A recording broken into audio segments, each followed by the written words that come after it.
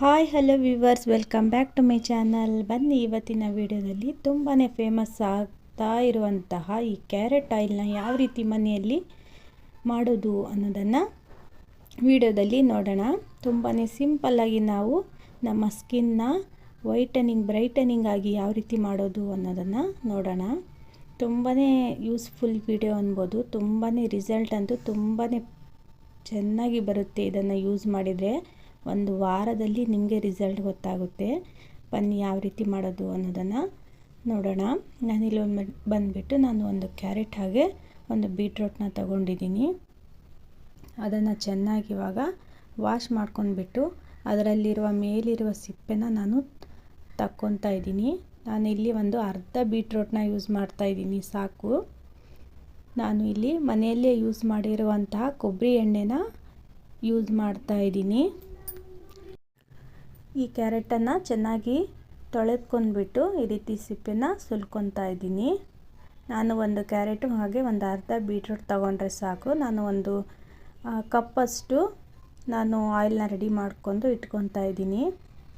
ತುಂಬಾ ಯೂಸ್ಫುಲ್ ಆಗಿದೆ. ರಿಸಲ್ಟ್ ಅಂತೂ ತುಂಬಾ ಚೆನ್ನಾಗಿ ಬರುತ್ತೆ. ತುಂಬಾ ಈಸಿಯಾಗಿ ನಾವು ರೆಡಿ ಮಾಡಿಕೊಂಡು ಮನೆಯಲ್ಲಿ ಇಟ್ಕೋಬೋದು. ಈ ಖುಷ್ಬು ಆಯಿಲು ಅಂತೂ ತುಂಬಾ ಫೇಮಸ್ ಆಗ್ತಾ ಇದೆ. ಅದಕ್ಕೆ ನಾನು ಕೂಡ ಒಂದು ವಿಡಿಯೋನ ಮಾಡೋಣ ಅಂತ ಹಾಕ್ತಾಯಿದ್ದೀನಿ, ನನ್ನ ಸಬ್ಸ್ಕ್ರೈಬ್ಗೋಸ್ಕರ. ಹಾಗೆ ಯಾರೆಲ್ಲ ವಿಡಿಯೋ ನೋಡ್ತಾ ಇದ್ದೀರಾ ಪ್ಲೀಸ್ ಒಂದು ವಿಡಿಯೋಗೆ ಲೈಕ್ ಕೊಡಿ. ಹಾಗೆ ಯಾರೆಲ್ಲ ಹೊಸಬ್ರು ವಿಡಿಯೋ ನೋಡ್ತಾ ಇದ್ದೀರಾ ಪ್ಲೀಸ್ ನಮ್ಮ ಚಾನಲ್ಗೆ ಸಬ್ಸ್ಕ್ರೈಬ್ ಆಗಿ ವಿಡಿಯೋ ನೋಡಿ ಸಪೋರ್ಟ್ ಮಾಡಿ. ನೋಡಿ ಈ ರೀತಿ ನಾನು ಇದನ್ನು ಚೆನ್ನಾಗಿ ಈ ರೀತಿ ಈ ಕೊಬ್ಬರಿ ತುರಿಯೋದಿರ್ತಲ್ಲ ಅದರಲ್ಲಿ ಈ ರೀತಿ ಸಣ್ಣದಾಗಿ ಇದನ್ನು ತುರ್ಕೊತಾ ಇದ್ದೀನಿ. ನೋಡಿ ಈ ರೀತಿ ಈ ಬೀಟ್ರೂಟ್ ಹಾಗೆ ಕ್ಯಾರೆಟ್ನ ಈ ರೀತಿ ಚೆನ್ನಾಗಿ ಸಣ್ಣದಾಗಿ ರೆಡಿ ಮಾಡ್ಕೊಂಡಿದ್ದೀನಿ. ಅದಕ್ಕೆ ನಾನಿವಾಗ ಒಂದು ಪಾತ್ರೆಗೆ ನಾನು ಮನೆಯಲ್ಲೇ ತಯಾರಿಸಿದಂತಹ ಪ್ಯೂರ್ ಕೊಕೊನಟ್ ಆಯಿಲ್ನ ಯೂಸ್ ಮಾಡ್ತಾ ಇದ್ದೀನಿ. ನಮ್ಮ ಚಾನಲ್ನಲ್ಲಿ ಇದೆ ಯಾವ ರೀತಿ ನಾವು ಮನೆಯಲ್ಲಿನೇ ಕೊಕೊನಟ್ ಆಯಿಲ್ನ ರೆಡಿ ಮಾಡ್ಕೋಬೋದು ಅಂತ. ಕೊಬ್ಬರಿ ಎಣ್ಣೆನ ಹಾಕ್ಕೊತಾ ಇದ್ದೀನಿ. ಹಾಗೆ ಅದಕ್ಕೆ ಒಂದೆರಡು ಸ್ಪೂನಷ್ಟು ಬಾದಾಮಿ ಎಣ್ಣೆನ ಹಾಕ್ಕೊತಾ ಇದ್ದೀನಿ. ಆಲ್ಮಂಡ್ ಆಯಿಲ್ ಅಂತಾರಲ್ವ ಅದನ್ನು. ಇವಾಗ ಇದಕ್ಕೆ ಈ ಕ್ಯಾರೆಟ್ ಹಾಗೆ ಬೀಟ್ರೋಟ್ನ ಹಾಕ್ಕೊತಾ ಇದ್ದೀನಿ. ಆದಷ್ಟು ಇದನ್ನು ಕಡಿಮೆ ಉರಿಯಲ್ಲಿ ಇದನ್ನು ಚೆನ್ನಾಗಿ ನಾವು ರೆಡಿ ಮಾಡ್ಕೋಬೇಕು. ನಾನಿವಾಗ ಗ್ಯಾಸ್ ಒಲೆನ ಆನ್ ಮಾಡ್ಕೊಂಡ್ಬಿಟ್ಟು ಕಡಿಮೆ ಉರಿಯಲ್ಲಿ ಇಟ್ಕೊತಾ ಇದ್ದೀನಿ. ಹಾಗೆ ಇದನ್ನು ಚೆನ್ನಾಗಿ ತಿರುಗಿಸ್ತಾ ಇರಬೇಕು, ಇಲ್ಲಾಂದರೆ ಒಂದೊಂದು ಸರಿ ಇದು ಪೂರ್ತಿ ಸುಟ್ಟು ಬ್ಲ್ಯಾಕ್ ಆಗಿಬಿಡುತ್ತೆ. ನೋಡಿ ಇವಾಗ ಯಾವ ರೀತಿ ನಿಧಾನಕ್ಕೆ ಎಣ್ಣೆ ಬಿಟ್ಕೊಳ್ಳುತ್ತೆ ಅಂತ. ನೋಡಿ ಈ ರೀತಿ ನಿಧಾನಕ್ಕೆ ನಾವು ಕಡಿಮೆ ಉರಿಯಲ್ಲಿ ಇದನ್ನು ಚೆನ್ನಾಗಿ ಕುದಿಸ್ಕೋಬೇಕು. ಈ ರೀತಿ ತಿರುಗಿಸ್ತಾ ಇದ್ದರೆ ನಿಧಾನವಾಗಿ ಈ ರೀತಿ ಎಣ್ಣೆ ಬಿಟ್ಕೊತಾ ಹೋಗ್ತಾ ಇರುತ್ತೆ. ಆದಷ್ಟು ಇದು ರೋಸ್ಟ್ ಆಗಬೇಕು. ಕ್ಯಾರೆಟು ಹಾಗೆ ಬೀಟ್ರೋಟು ರೋಸ್ಟ್ ಆಗುವವರೆಗೂ ಕಡಿಮೆ ಉರಿಯಲ್ಲಿ ಈ ರೀತಿ ತಿರುಗಿಸ್ತಾ ಇರಿ.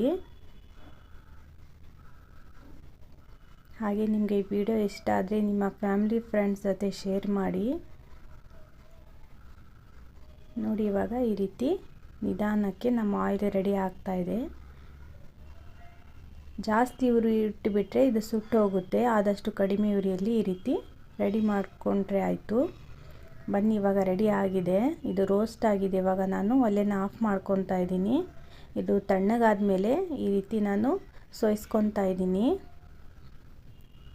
ನೋಡಿ ಯಾವ ರೀತಿ ಕಲರ್ ಚೇಂಜ್ ಆಗಿದೆ ಅಂತ.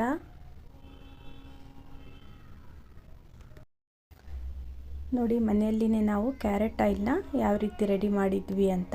ಈ ಖುಷ್ಬು ಆಯಿಲ್ ಅಂತೂ ತುಂಬಾ ಫೇಮಸ್ ಆಗ್ತಾ ಇದೆ. ಇದರ ರಿಸಲ್ಟ್ ಕೂಡ ತುಂಬಾ ಚೆನ್ನಾಗಿ ಬರ್ತಾ ಇದೆ.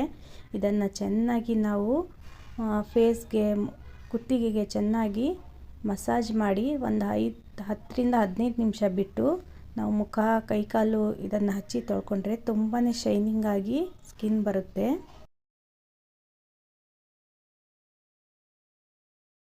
ಹಾಗೆ ಈ ಬೀಟ್ರೋಟು ಕ್ಯಾರೆಟು ಪೇಸ್ಟ್ ಉಳಿದಿದೆಯಲ್ಲ ಅದನ್ನು ಫೇಸ್ಗೆ ಸ್ಕ್ರಬ್ ಥರ ಯೂಸ್ ಕೂಡ ಮಾಡ್ಬೋದು. ಹಾಗೆ ನಾವು ಮತ್ತೆ ಮುಂದಿನ ವಿಡಿಯೋದಲ್ಲಿ ಸಿಗೋಣ. ವಿಡಿಯೋ ನೋಡಿದ್ದಕ್ಕಾಗಿ ಧನ್ಯವಾದಗಳು ಫ್ರೆಂಡ್ಸ್. Thanks for watching.